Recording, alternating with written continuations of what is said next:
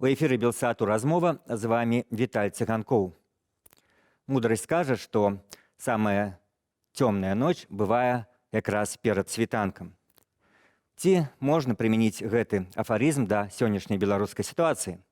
Пра гэта і іншае мы пагаворым з блогерам, лідарам грамадскай арганізацыі «Наш дом» Вольгай Карыч. Вольга, добрый дзень. Добрый дзень. Вольга, вы зараз вельмі шмат даеце сваіх выступаў, разважанняў на YouTube, у вас сотні тысяч праглядаў. Па-вашаму, якая, скажем, танальнасць, якая тэма зараз самая, можа быць, папулярная ці самая запатрабаваная у беларусаў? На што людзі найбольш адгукаюцца? І які, скажем так, агульны настрой? Ці пераважае в апошнія тыдні нейкі песімізм, ці наадварот людзі захоўваюць нейкі гістарычны аптымізм, не гледзячы на сённяшнюю канкрэтную сітуацыю? Ведаеце, зразумела, што самая галоўная тэма, якая хвалюе сёння людзей, гэта як і калі сыдзе Александр Лукашенко. І ўжо ёсць пэўная ўпэўненасць і кампраміс паміж рознымі, зусім рознымі сацыяльнымі групамі, і тымі, хто за Расію, і тымі, хто за Еўропу, і бабушкамі, і моладзю, і працоўнымі, і беспрацоўнымі, кім заўгодна, гэта тое, што Лукашенко павінен сысці. Вось гэта вельмі заўважна, калі мы кажам пра YouTube і пра іншыя сацыяльныя сеткі. А калі казаць пра тое, як людзі в принципе думают, то, конечно, ситуация она меняется каждый день. И вот зараз есть, конечно, такая полная депрессия, бо люди чакали, что до Нового года Лукашенко все ж таки сыдзе. И его словы на Новый год как раз все чакали, что все, я там стаміўся, я заходжу, але гэтага не прогучала, наадварот, бачна, что Лукашенко працягвае вось гэты новые хвалі рэпрэсіяў, і ён стараецца і спрабуе праз рэпрэсіі ўсё ж такі пераканаць грамадства, што ён павінен застацца. І таму атрымоўваецца скажем, такая сітуацыя даволі складаная. Ці ёсць у вас такое перакананне, што беларусы, прынамсі, ты сотні тысяч вашых гледачоў, яны гатовыя да, што называецца, доўгай барацьбы, да марафону? Ці все-таки ты беларусы, якія асабліва раней не былі ў палітыцы, а далучыліся да яе летам і восенню гэтага года, чакалі, што будзе такі бліцкрык, што зараз, паколькі нас большасць, паколькі за намі гістарычная праўда, мы пераможам, а то, што давядзецца змагацца, месяцы, а то, магчыма, не дай Божа, і годы, то, можа быць, не все да этого гатовыя. Ведаеце, з аднога боку так, усе чакалі бліцкрыг, але ён і не атрымаўся па пэўных прычынах, і мы можам там пра гэтыя прычыны вельмі доўга разважаць, але ён не атрымаўся, гэта просто факт. Але па-другое, я б сказала, што для людзей сыход з Лукашэнкі гэта не фінальны этап. І усе нашыя гледачы, яны ўсё ж такі чакаюць, што заход Лукашэнкі гэта такі першы этап барацьбы за Беларусь, і у нас вельмі доўгі шлях пасля, і будуць дэмакратычныя рэформы. Усе вельмі добра разумеюць, што гэты шлях ён не будзе вельмі лёгкі, ён будзе складаны па пэўных прычынах. Таксама можам пра гэта паразмаўляць. І я думаю, што людзі якраз у прынцыпе чакаюць, што гэта ўсё будзе менавіта на годы. Конечно, хацелася б, каб Лукашенко сышоў хутчэй, мы пачалі будаваць там новую дэмакратычную Беларусь як мага хутчэй, але зразумела, што 26 гадоў чалавек утрымліваў уладу, хай і з дапамогай гвалта і забойства, але ўсё ж такі утрымліваў. І зразумела, што ўсё ж такі у яго, ведаеце, ёсць пэўнае адрозненне, як я заўсёды кажу сваім гледачам, ёсць пэўнае адрозненне паміж тымі людзьмі, якія сёння прыйшлі ў прэзідэнцкую кампанію і актыўна ўдзельнічаюць і змагаюцца за дэмакратычную Беларусь, і Лукашенко. Для Лукашенко гэта 22-я выбарчая кампанія, калі мы лічым таксама і рэферэндумы. А для вельмі многіх людзей, на жаль, гэта першая кампанія, у якой яны бяруць удзел, і зразумела, што вопыт Лукашэнкі, як змагацца з палітычнымі апанентамі, і вопыт людзей, якія ўпершыню все для сябе адкрываюць, у тым ліку, што там была нейкая пазіцыя, што хтосьці змагаўся да іх, што былі там нейкія рэпрэсіі. Для людзей гэта ўсё новае, і зразумела, што ўсё ж такі гэта ўсё ўплывае. Калі вы згадалі апазіцыю, то ну ёсць такі можа быць штучны падзел на старую і новую апазіцыю. Старая, якая была ну вось да весны, скажем так, 2020 года, і новая, якая нарадзілась падчас выбарчай кампаніі.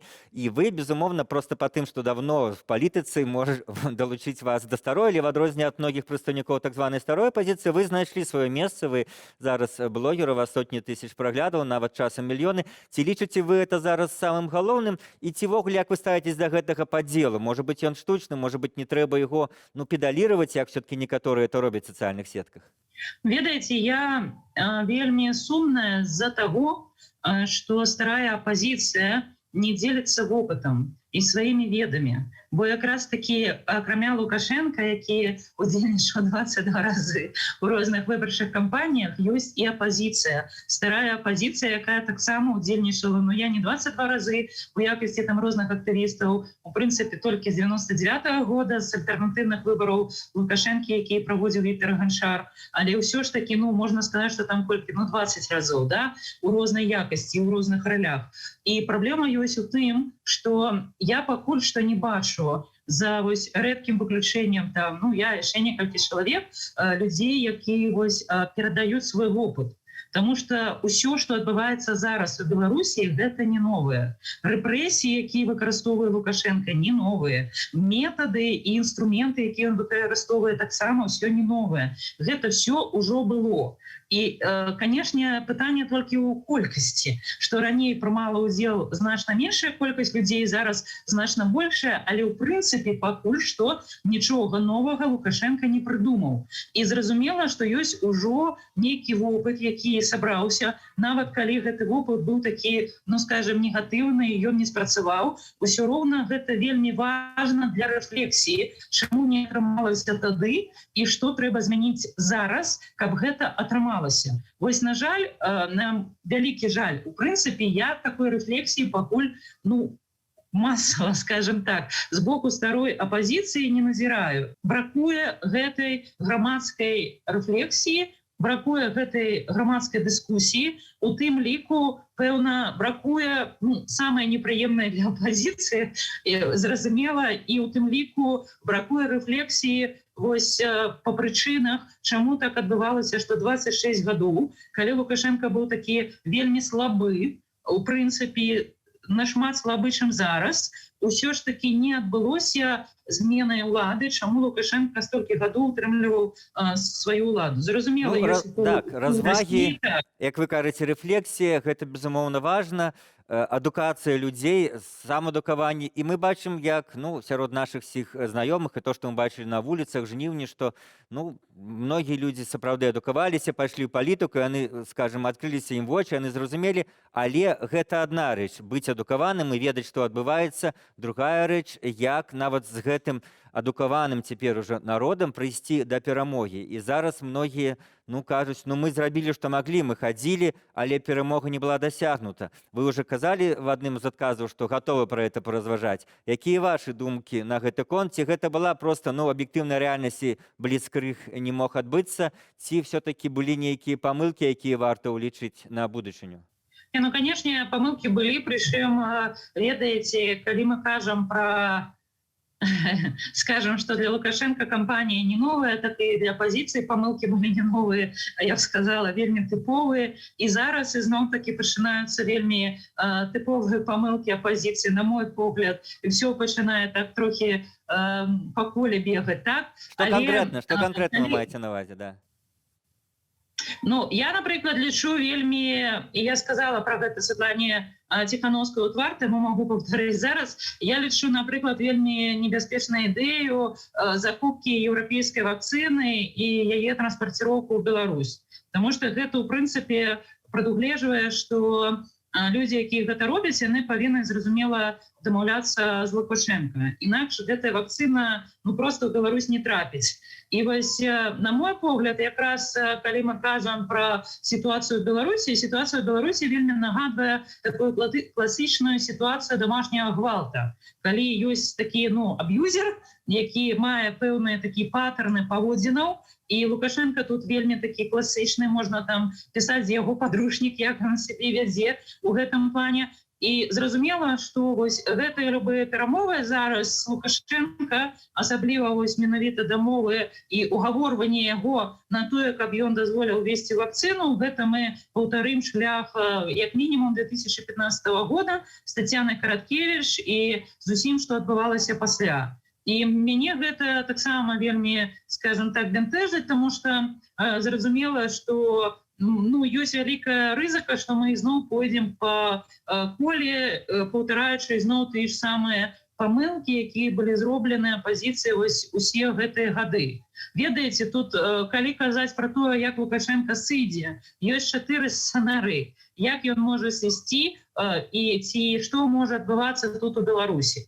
І у любым выпадку трэба просто выбраць той сцэнарый, які даспутовы, і, скажем так, ісці гэтым шляхам. І я думаю, што Лукашенко з аднога боку, так, ён адчувае, што такі востры крызіс ён, пэўна, там прайшоў, і зараз, зразумела, нам патрэбна чакаць такую вялікую дэпрэсію, якая, безумоўна, на мой погляд, пачнецца, але якраз у гэтай вялікай дэпрэсіі ёсць такі пазітыўны момант у тым, што ёсць упершыню за 26 гадоў магчымасць зрабіць працу над памылкамі, паглядзець, што не спрацавала, і ў пэўную чаргу гэта, зразумела, датычыцца палітычных лідараў і лідараў апазіцыі, якія вядуць людзей, паразмаўляць паміж сабой там вельмі шчыра, паразмаўляць грамадствам вельмі шчыра, і пасля вось ужо прапанаваць новую і такую стратэгію з улікам гэтых памылак. Таму што ўсе стратэгіі, якія былі вось зараз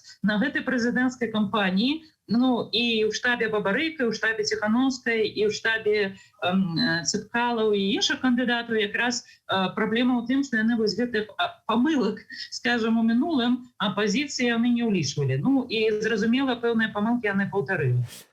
У меня есть такое ражанне, што калі адбудзецца другая хваля, але, мне здаецца, она абавязкова адбудзецца, все тыя сотні тысяч людзей, якія выходзілі на вуліцы, яны як мінімум не сталі прыхільнікамі Лукашенка, а хутчэй яшчэ больш радыкальна і, скажем, з ненавісцю ставіцца да рэжыму, і колькасць гэтых людзей паводле сацыялогіі сёння Лукашэнкі толькі максімум каля чвэрці, з той ці іншай ступені яго падтрымліваюць, астатнія супраць.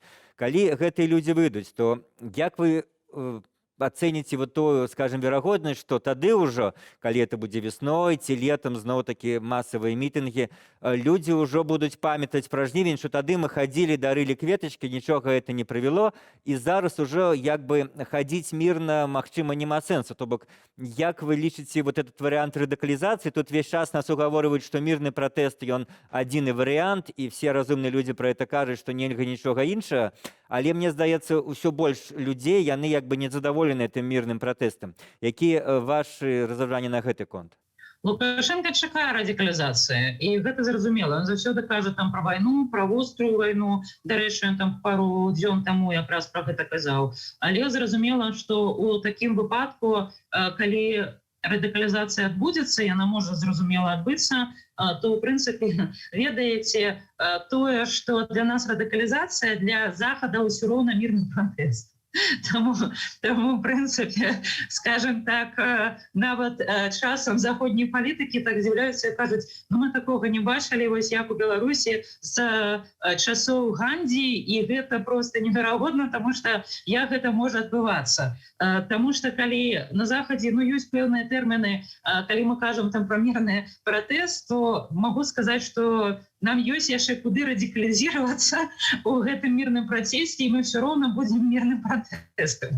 І вось гэта якраз, пэўна людзей там не ўлічваюць, ведаеце. Таму, у прынцыпе, я думаю, што так, радыкалізацыя пойдзе, але ў які бок яна пойдзе, і хто яе ўзначаліць, і як яна там, скажем так, хто гэта будзе як выкарыстоўваць і накіроўваць, гэта вось пытанне, скажем так, як і пытанне, калі гэта пачнецца. Але, на мой погляд, калі мы кажам пра другую хвалю пратэсту, другую хвалю менавіта вось такой масавых пратэстаў, то яна немагчыма без грамадскай рэфлексіі зараз. Калі гэтай рэфлексіі па прычынах паразы, вось менавіта напрыканцы 2020 года, калі такой рэфлексіі не будзе, то мы атрымаем масавыя пратэсты толькі праз 5 год.